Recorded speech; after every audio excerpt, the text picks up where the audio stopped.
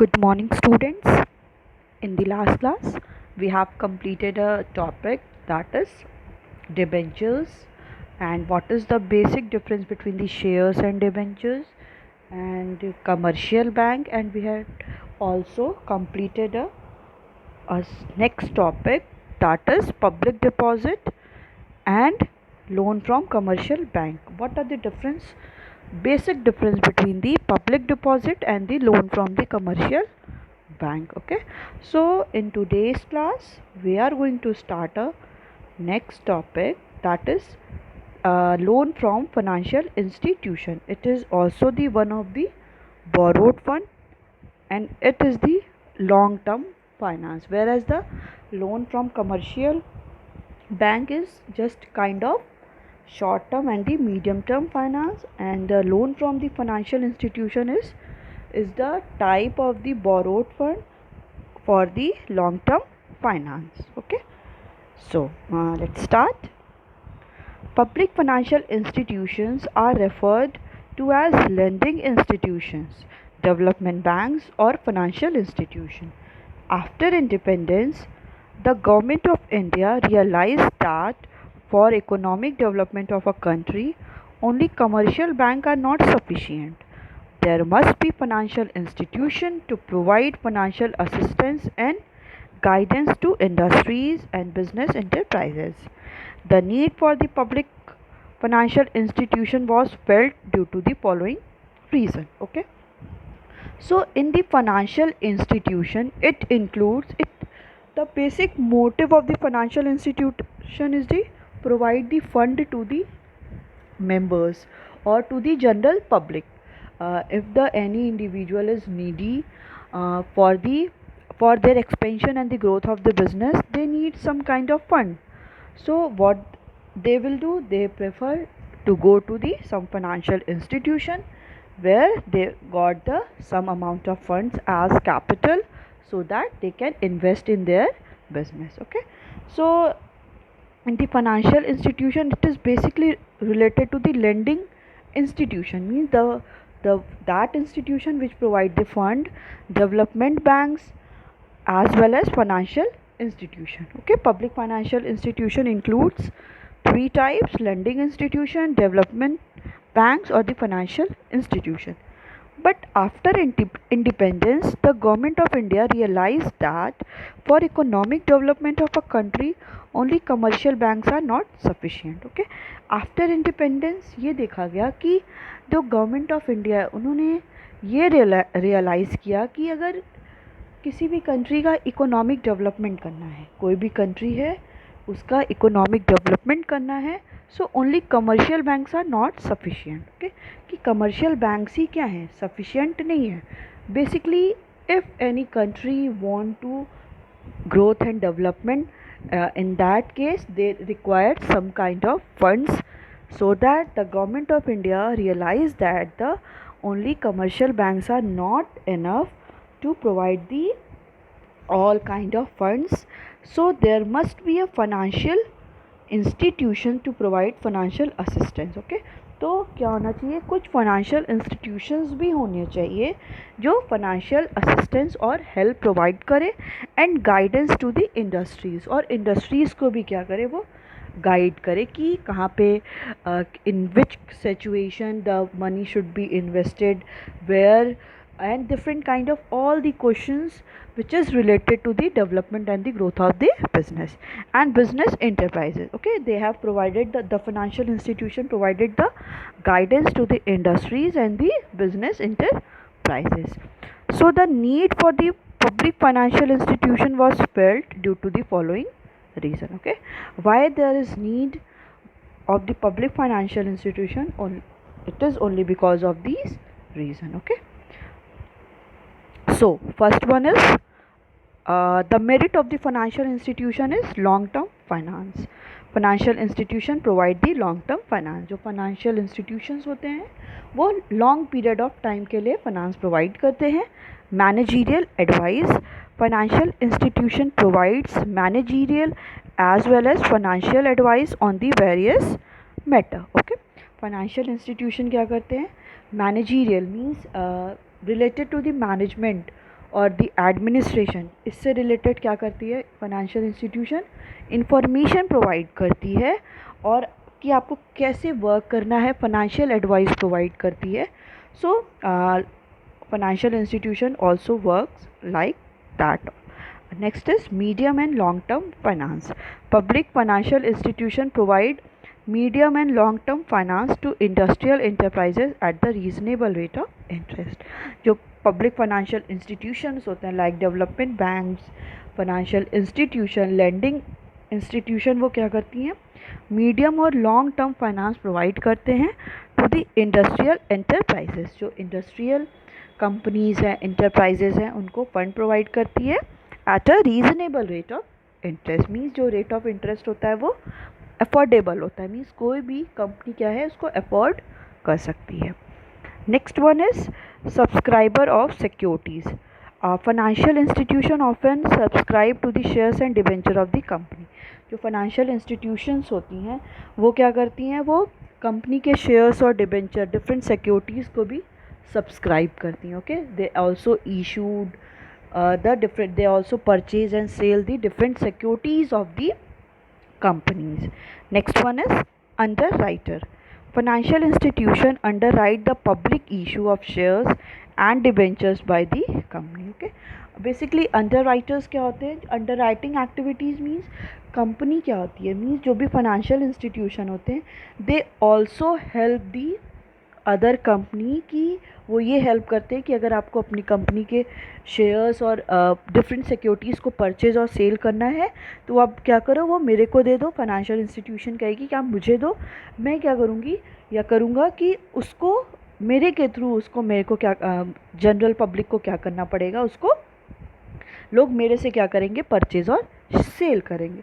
But इसमें क्या है कि वो कंपनी से क्या कहती है कि वो डिफरेंट चार्ज भी करेगी. ये नहीं कि वो ये सारे काम क्या है वो फ्री ऑफ कॉस्ट करे. इसमें क्या करती है जो भी फाइनेंशियल इंस्टीट्यूशन है वो ये कहते हैं कि इस पे भी हम अपना कुछ कमीशन चार्ज करेंगे. So these kind of activities are underwriting activity.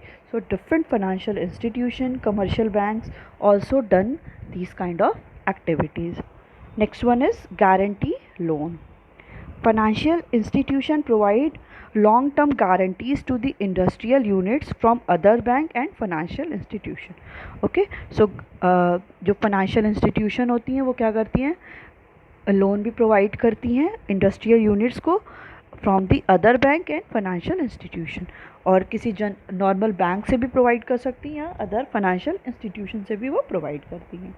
Loan in foreign currency. Financial institution provide loan in foreign currency to import machinery. Okay, financial institution क्या है, लोन प्रोवाइड करती हैं in foreign currency, means dollar में, euro में, रेनमिंबी में, मतलब different kind of जो foreign currency है उसमें भी क्या करती है फाइनेंशियल इंस्टीट्यूशन लोन प्रोवाइड करती है टू इम्पोर्ट मशीनरी, कि जो भी मशीनरी हैं उसको हम कंट्री में क्या कर सके, इम्पोर्ट कर सके. These institutions provide guarantee also for the purchase of the capital goods from the foreign country. Okay, these institutions क्या करती, गारंटी प्रोवाइड करती हैं for the purchase of the capital goods. Capital goods means कि those goods which are used for the further production, कि further production के लिए हम इन सारे का गुड्स को यूज़ करें. फॉर एग्जांपल मशीनरी हो गया, टूल्स हो गया, इक्विपमेंट हो गया. तो ये जो सारी इंस्टीट्यूशन होती हैं वो गारंटी भी प्रोवाइड करती for the purchase of the capital goods from the foreign country, कि वो फॉरेन कंट्री से उन सारे कैपिटल गुड्स को भी वो परचेज कर सके. Okay, now the next one is limitation of the financial institution. So too many formalities have to be fulfilled for taking loan from the financial institution. Okay, so बहुत सारी जो legal उनकी क्या है, बहुत ज़्यादा रूल्स एंड रेगुलेशंस हैं, terms and conditions हैं, बहुत ज़्यादा फॉर्मेलिटीज़ होती हैं जिसको क्या करना पड़ता है, उसको भी पूरे को फॉर्मेलिटीज़ को फुलफ़िल करना पड़ता है from taking the loan, for taking the loan from the financial institution से. So they may put certain restriction on, such as restriction on dividend payment. Okay, different kind of restrictions भी क्या करती है ये financial institution provide कर सकती है, such as जी जो भी डिविडेंड पेड किया जाता है उन सारे पे भी क्या है जो पेमेंट उसका करना है, तो उस पे भी क्या है जो शेयर्स लोग ले रहे हैं तो उस पर डिविडेंड पे करना है, तो इन सारे पे भी क्या करती है financial institution put some kind of restrictions also. Next one is sometimes financial institution appoint their nominees as board of director to restrict the power of the company. कभी कभी ऐसा होता है जो फाइनेंशियल इंस्टीट्यूशन होती हैं वो अपने नॉमिनी को appoint their nominee as a board of director, कि उस कंपनी के as a board of director को भी अपॉइंट कर देती है to restrict the power of a company, कि जो भी कंपनी के पावर है उसको रिस्ट्रिक्ट करने के लिए फाइनेंशियल इंस्टीट्यूशन एक नॉमिनी को भी अपॉइंट कर देती है. So these all are the some limitation of the financial institution. Okay, now the next is intercorporate deposit, which is also the one of the borrowed fund for the short term source of finance. Okay, so it is the deposit which is made by the one company with another company. This option of using finance is available to all public company whether having share capital or not. Okay, simply इसमें क्या होता है कि एक company, अगर एक company है तो दूसरी कंपनी में क्या करती है, it is a deposit which is made by the one company to another. वो डिपॉजिट एक कंपनी क्या है किसी दूसरी कंपनी में क्या करती है, डिपॉजिट करती है. This option of using finance is available to all public companies. Okay, ये सारी जो कंपनीज होती हैं पब्लिक कंपनी में, ये सारे में क्या ये ऑप्शन अवेलेबल होता है वेदर हैविंग शेयर कैपिटल और नॉट, चाहे वो उनका उससे रिलेटेड शेयर कैपिटल उनकी कंपनी का हो उनके पास चाहे ना हो, बट वो क्या करती है डिपॉजिट वन कंपनी का दूसरी कंपनी में होता है. It includes when a company acquire security of another company.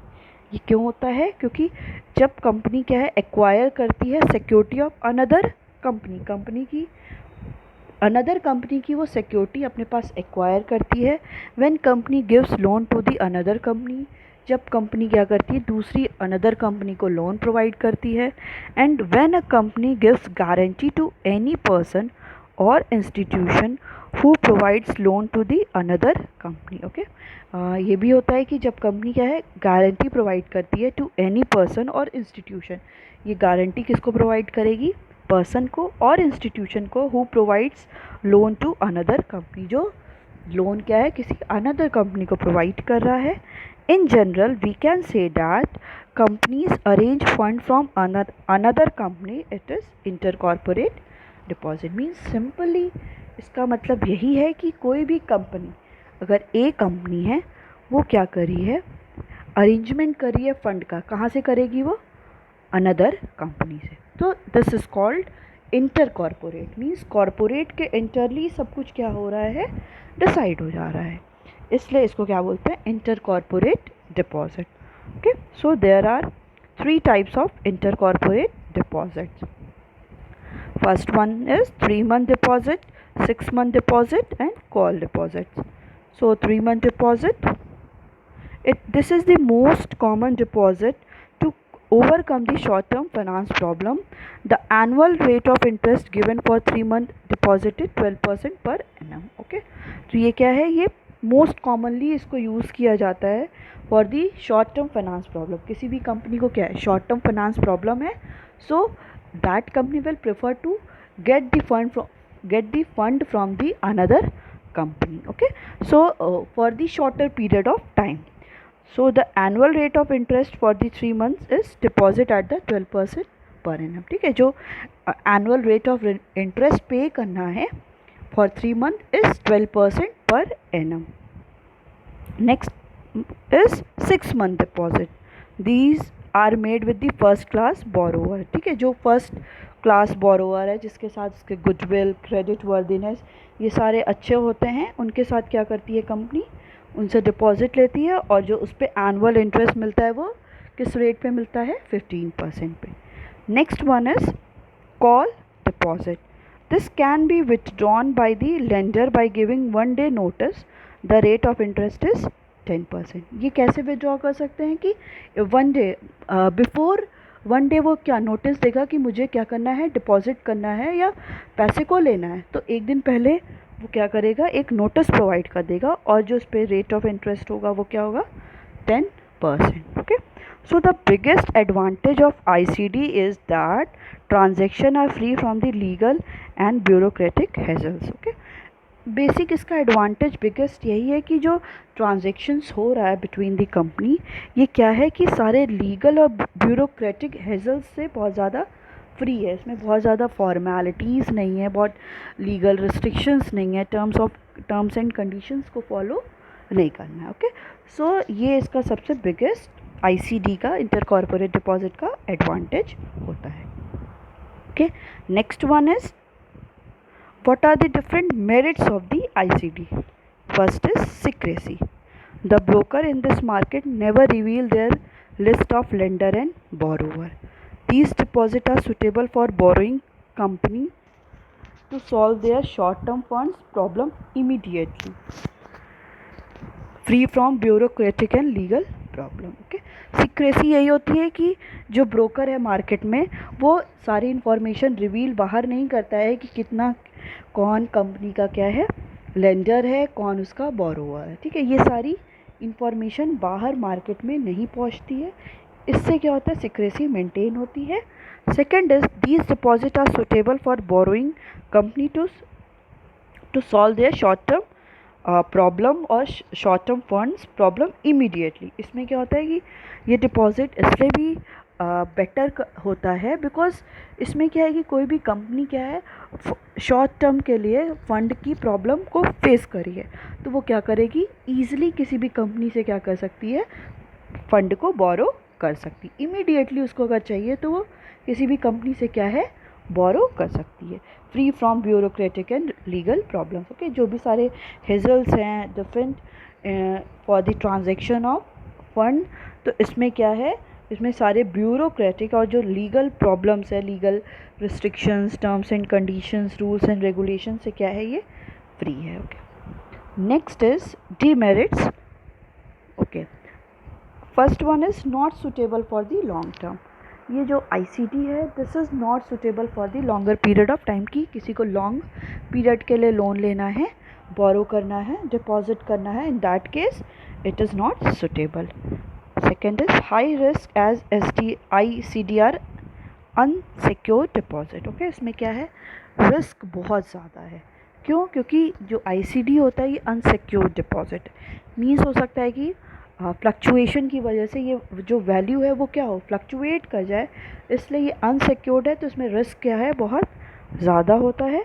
And high rate of interest than the bank. Okay, bank में क्या है कि हो सकता है वो लोन ले तो उसको 5 to 6% और 10% तक अराउंड उसको इंटरेस्ट देना पड़े, बट जो रेट ऑफ इंटरेस्ट होता है in the ICD it is too much higher than the bank.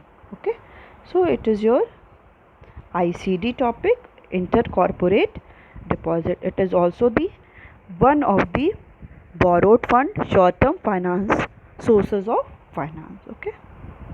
Now the next topic is factors kept in mind before selecting a suitable source of business finance. Okay.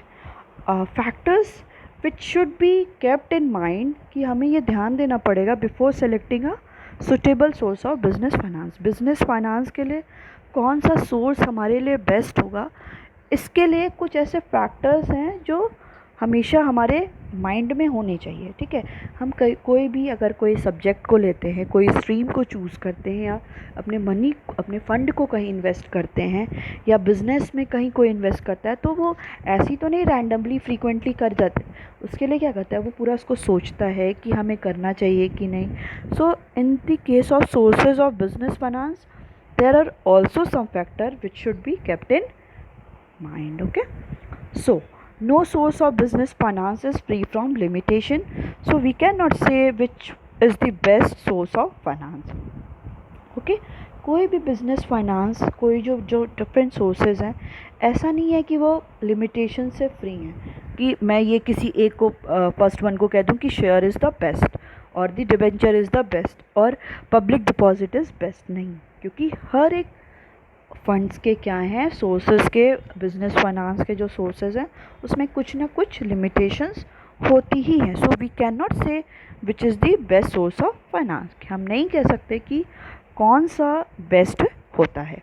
Before deciding the source of finance to meet the financial requirement, the businessman must keep in mind the following factors. Okay, कि किस sources of finance को हमें लेना है, हमें कहाँ से fund को लेना है, इसको सेलेक्ट करने से पहले we should take some concentration और some sense of responsibility. Okay, कुछ हमारी sense of responsibility होनी चाहिए that कि from where we have to take the fund or the finance for the business. Okay, so first one is cost involved.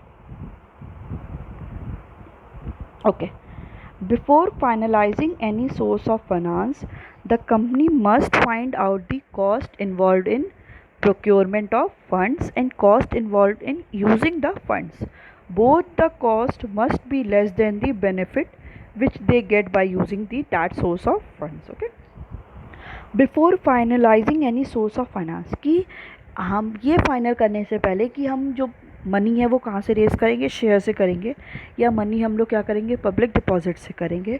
सो इससे पहले company क्या करती है, कंपनी ये चेक करती है कि company must find out the cost involve in procurement of funds, कि कितना कॉस्ट उसको इन्वॉल्व हो रहा है कि उस फंड को लेने का, मीन्स कितना उसको रेट ऑफ इंटरेस्ट पे करना पड़ा. अगर वो 4 लाख ले रही है, 10 लाख ले रही है, तो उस 10 लाख पे उसको कितना इंटरेस्ट पे करना पड़ेगा. And cost involve in using the fund, और उस कॉस्ट को यूज़ करने के लिए कितना उसका कॉस्ट लग रहा है, जो वो फंड ली है उसको इन्वेस्ट करने के लिए उसको कितना कॉस्ट को बेयर करना पड़ रहा है. ठीक है, सो both the cost must be less than the benefit which they get by using that source of fund. और जो दोनों कॉस्ट हैं कि वो कहाँ से एक्वायर करेगी फंड और कितना कॉस्ट उसको फंड को यूज़ करने में बेयर करना पड़ेगा, तो ये जो सारे कॉस्ट हैं it should be less than, ये हमेशा लेस देन होना चाहिए कि जो भी बेनिफिट हमें उससे मिलेगा when ever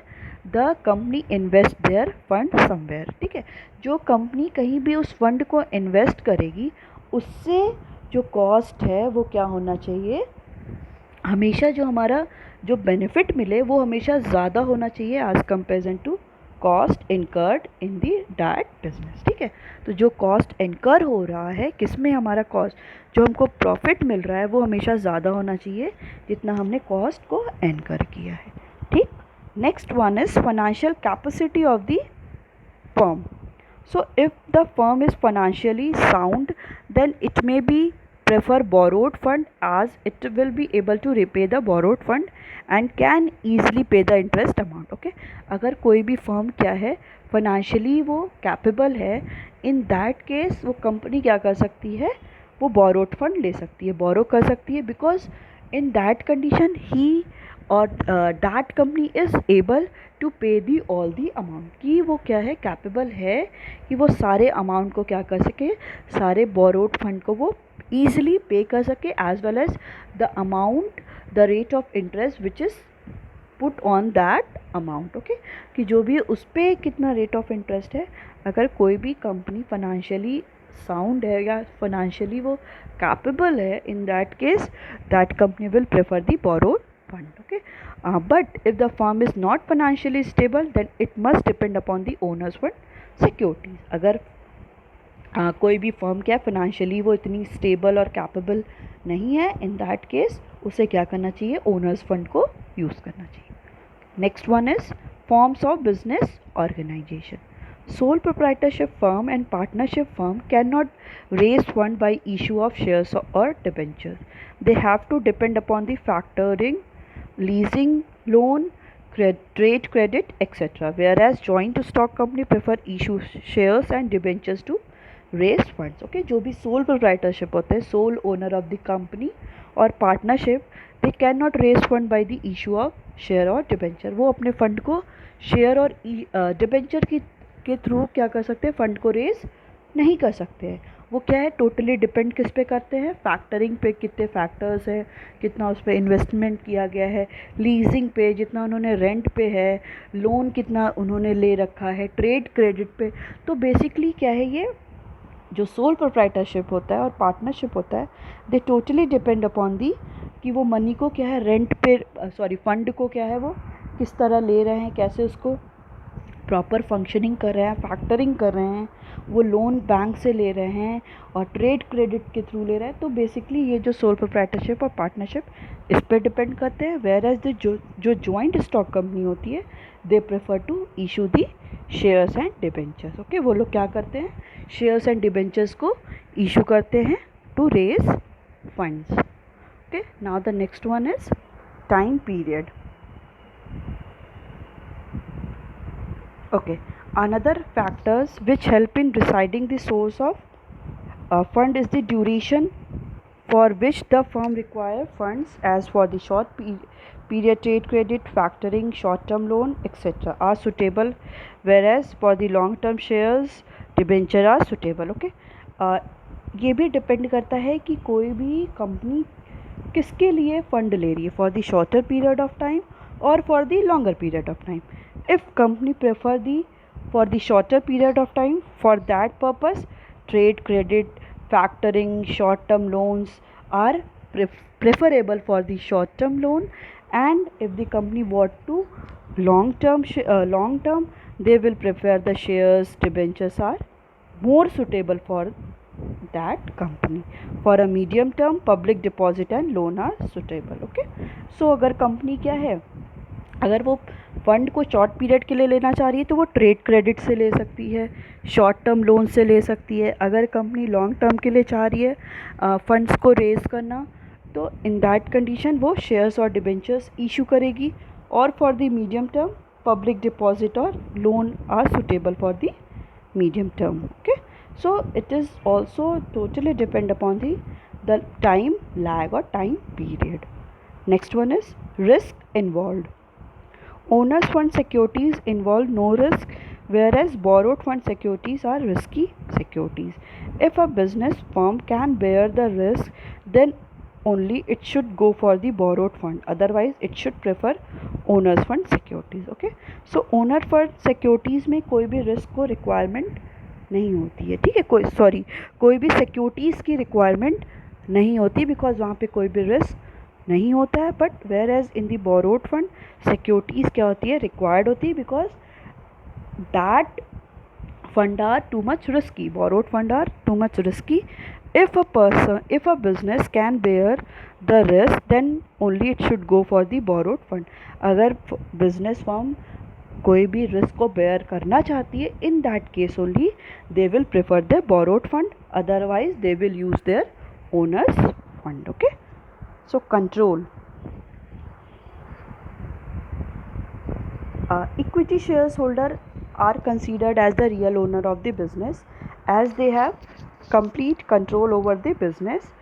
If existing equity shareholder do not want to lose the control, then they must not to issue more equity shares to reuse additional capital, as it may result in dilution of the control.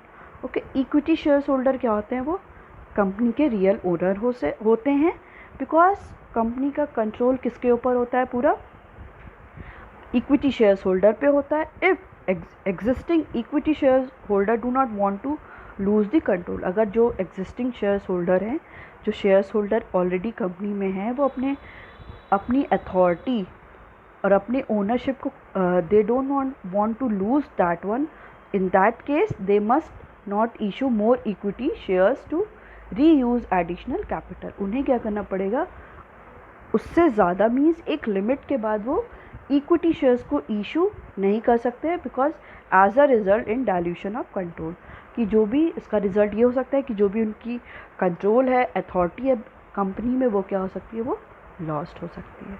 Okay, now the next one is flexibility.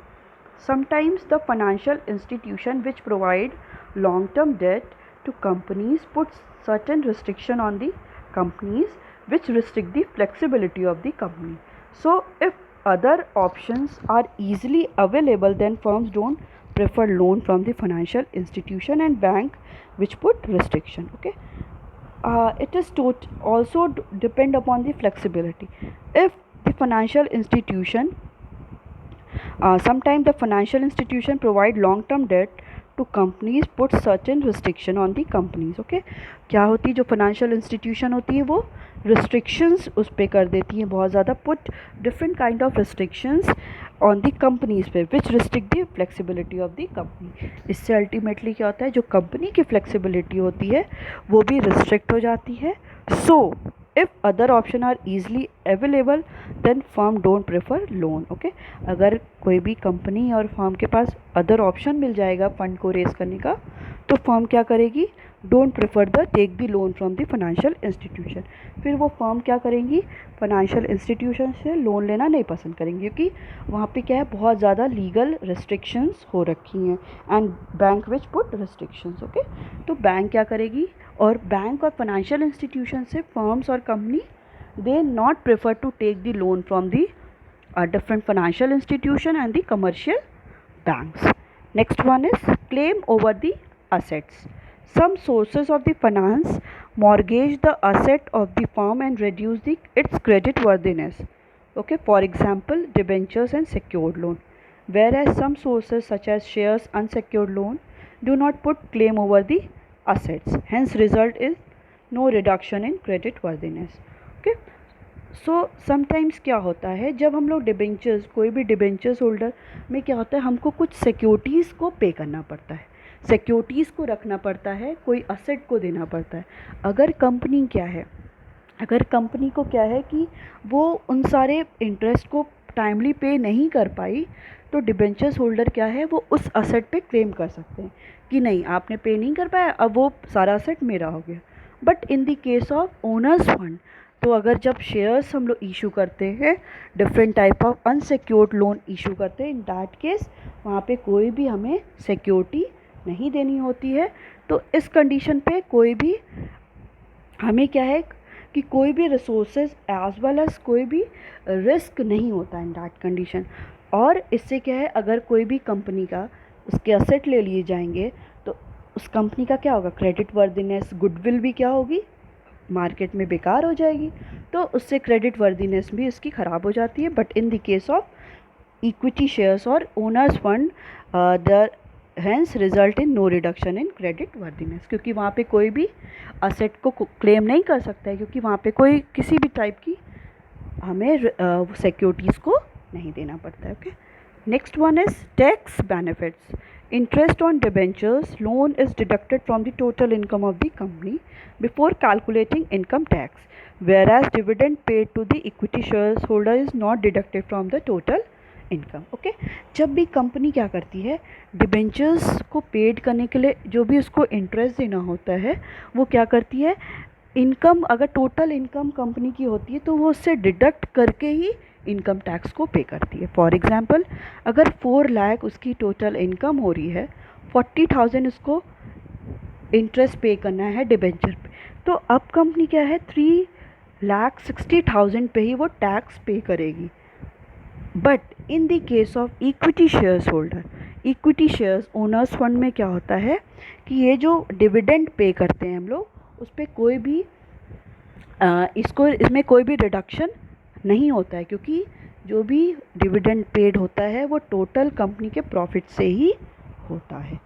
So if a firm wants to get the tax benefit it should issue debentures, preference shares, loan from public etcetera. Okay, अभी कोई भी firm अगर चाहती है कि उसको tax benefit मिले तो वो कंपनी क्या कर सकती है, डिबेंचर्स को इशू कर सकती है, लोन्स को इशू कर सकती है, पब्लिक डिपॉजिट को इशू कर सकती है एंड प्रेफरेंस शेयर्स को इशू कर सकती है. So if company want to protect themselves from the tax benefit they will go through the some borrowed fund or for the preference shares also. But in the case of equity shareholder, dividend paid to the equity shareholder is not deducted from the total income. Okay, so it's all about your chapter 7. In the next class we will start a new chapter.